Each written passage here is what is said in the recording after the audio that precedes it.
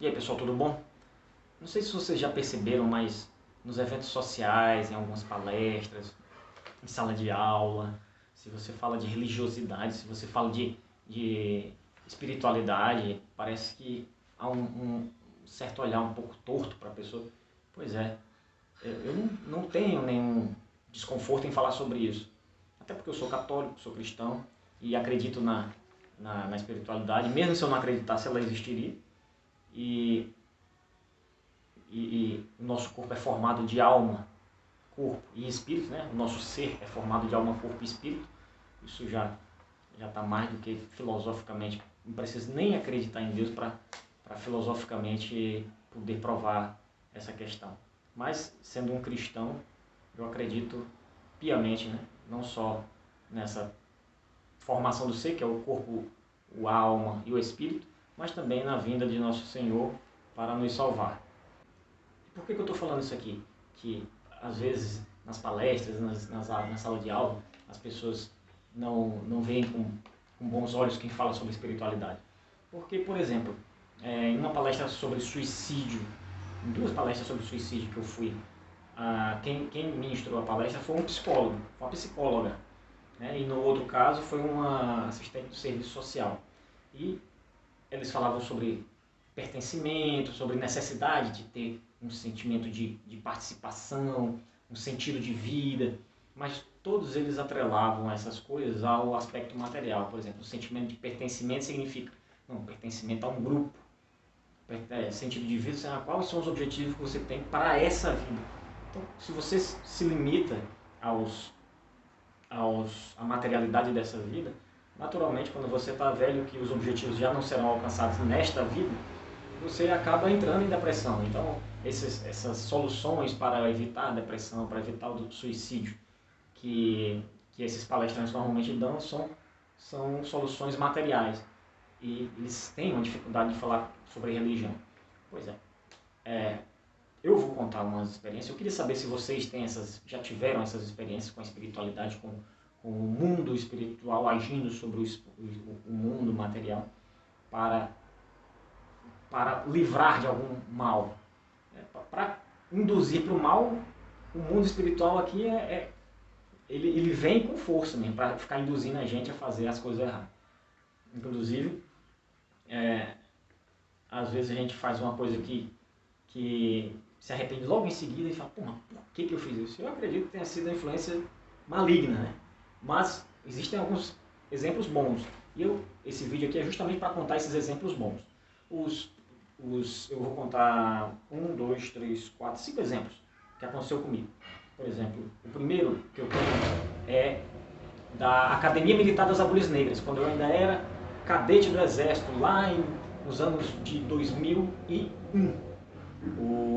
Existia uma fazenda lá chamada Fazenda da Boa Esperança, onde a gente fazia os acampamentos, onde a gente fazia os treinamentos, e esses acampamentos, esses treinamentos tinham alguns exercícios que eram realizados numa mata chamada Mata do Cemitério. Era uma mata bem grandona, onde ficava um cemitério de escravos que tinham trabalhado naquela fazenda na época em que era produtora de café. Bom, a gente foi fazer um acampamento lá e tinha uma atividade que era atravessar essa mata com a bússola e o fuzil, né? A equipe lá ia com o fuzil, com a mochila e a bússola, ia atravessando aquela mata. E atravessando aquela mata, tinha vários barrancos, várias subidas, várias descidas, tinha riacho e muita mata, muita palma negra, que é uma árvore que é cheia de espinhos, e aí quando está no escuro a gente pega sem querer e a mão sai cheia de espinhos e demora alguns dias para todos os espinhos saírem da mão, serem expulsos, né, pelo próprio corpo.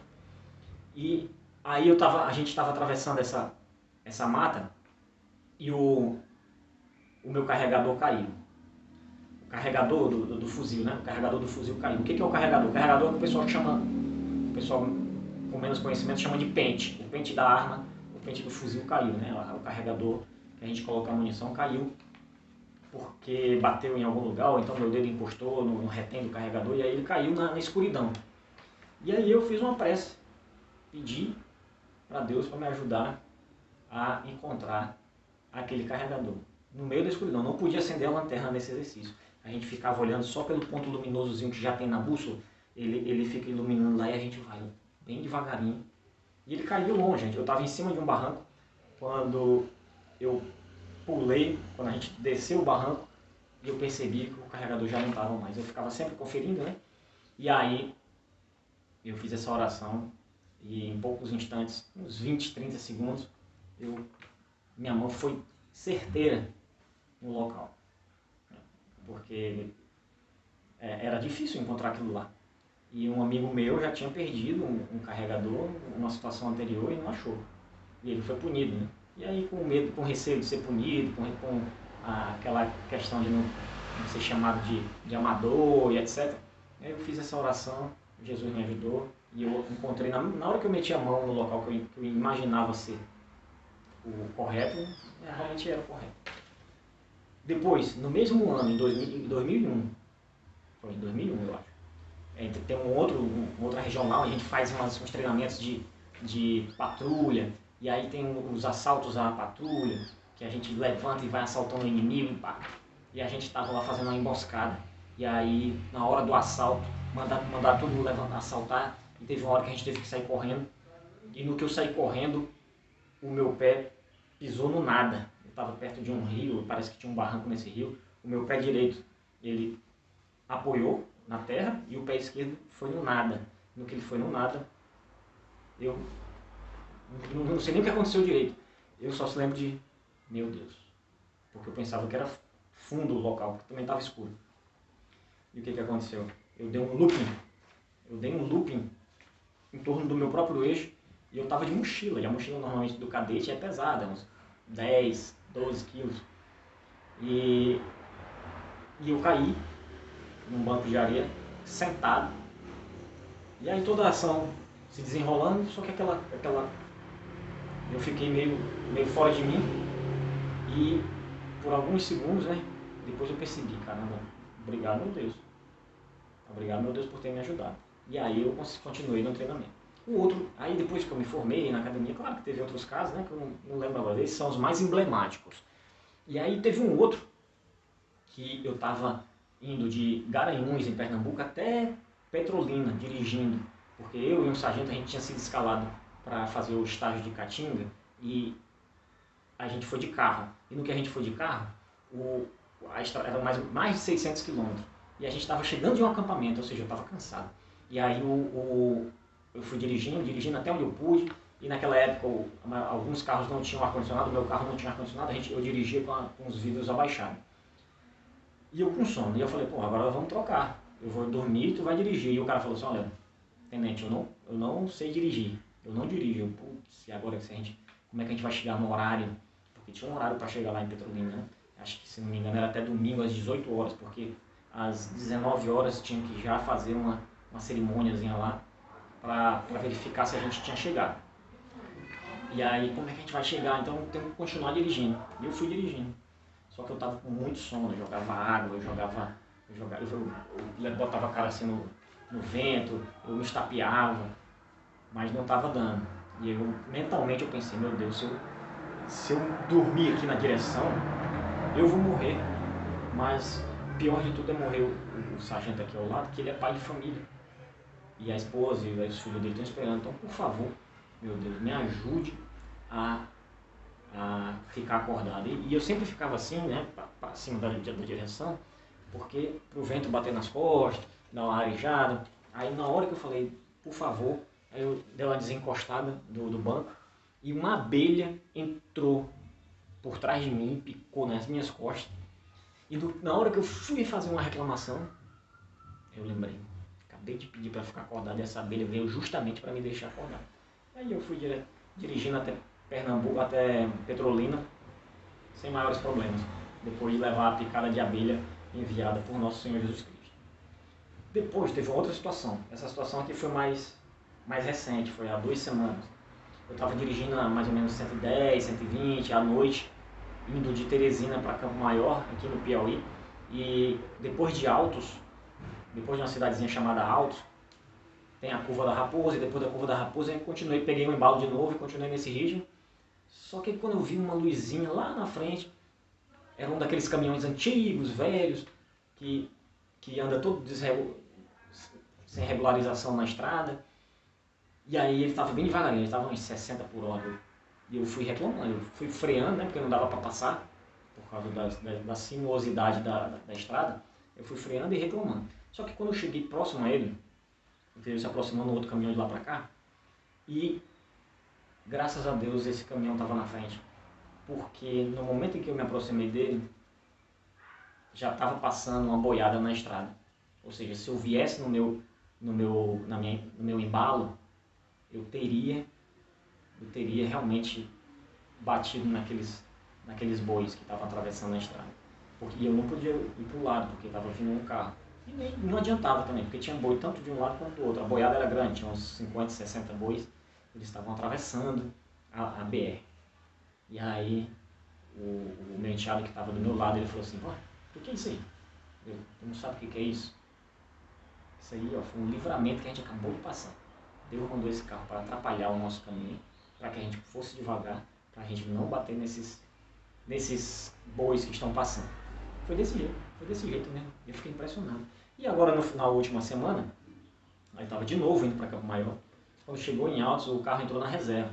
E como eu gosto de abastecer em um posto que fica depois de Altos, falei, não, eu vou aqui na Maciota para economizar o combustível e dar tempo de eu chegar lá no posto que eu gosto.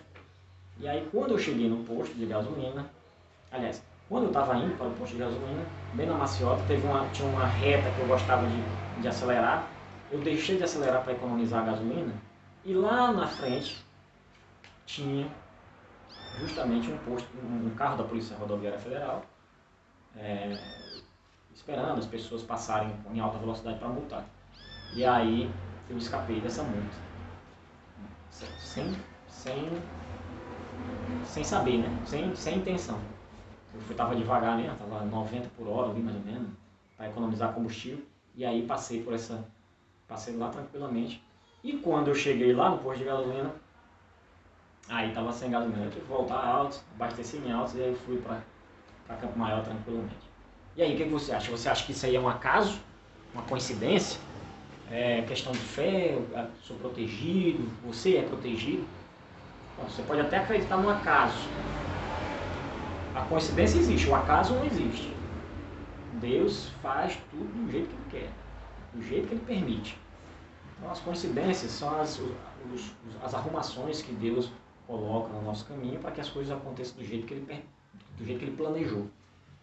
Agora, acaso, não tem. Não existe acaso. Pelo menos, eu acredito que não há. O que você acha? Você acha que existe acaso? Você acha que isso foi tudo uma grande coincidência? A abelha picar nas minhas costas na hora que eu termino de fazer a oração? Eu colocar a mão no lugar certo para pegar o carregador do fuzil que tinha caído logo após fazer a oração?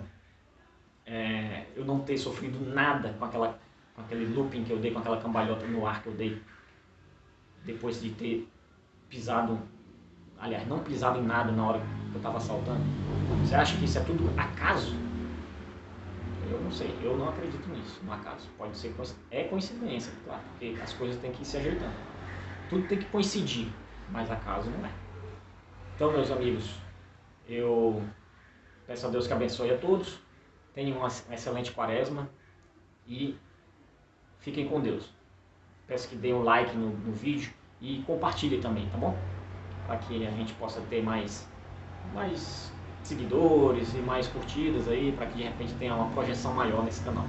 Valeu, um grande abraço, fique com Deus. Toda a nossa vida temos lutado nesta guerra. Creio que hoje poderemos terminá-la. Esta noite não é um acaso. Nada acontece por acaso. Não viemos para cá por acaso. Eu não acredito em acaso. Quando vejo 3 objetivos, 3 capitães, 3 naves, eu não vejo coincidência. Eu vejo providência. Eu creio ser a nossa sina estar aqui. Este é o nosso destino. Eu acredito que esta noite terá para cada um de nós aqui o significado de nossas vidas. O que é, Niobe? Não posso evitar, Morfeu. Não posso deixar de pensar. E se estiver enganado? E se tudo isso, a profecia, tudo for uma bobagem? Então amanhã estaremos todos mortos. Mas seria diferente de qualquer outro dia? Isto é uma guerra. Agora considere a alternativa. E se eu estiver certo? E se a profecia for verdadeira? E se amanhã a guerra terminar? Não vale a pena lutar por isso? Não vale a pena morrer por isso?